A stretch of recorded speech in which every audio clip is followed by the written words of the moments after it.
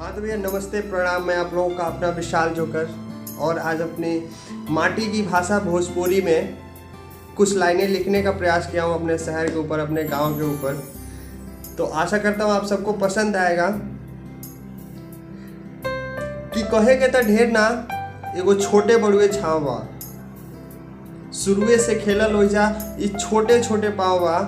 ए भैया कुशीनगर हमार गाँव बा, जहाँ माई बाबूजी के प्यार मिलल, जहाँ माई बाबूजी के प्यार मिलल, जहाँ उंगली पकड़ के उनकर ही पूरा बचपन खिलल, ओहिया से जुड़ल हमरा संगतियन के नाव बा।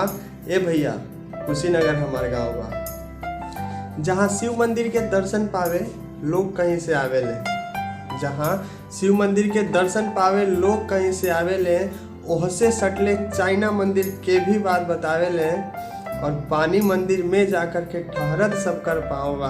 ए भैया कुशीनगर हमार गाँव बा, ओकरे उत्तर गोल्डन टेम्पल के भी बात निराला बा। झुनझुन बाजत रहे घंटी, सुन के आपन दिल खिल जाला।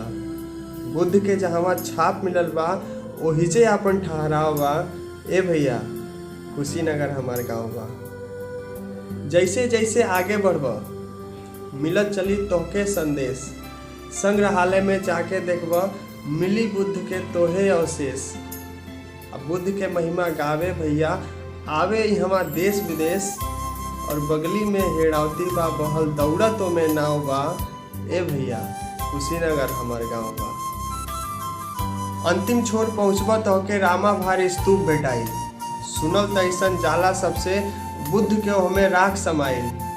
उनके चलते बढ़ता देख जगही के हमरा नाम बा। ए भैया कुशीनगर हमार ग्राम बा, अनुरुधवा मकान बा।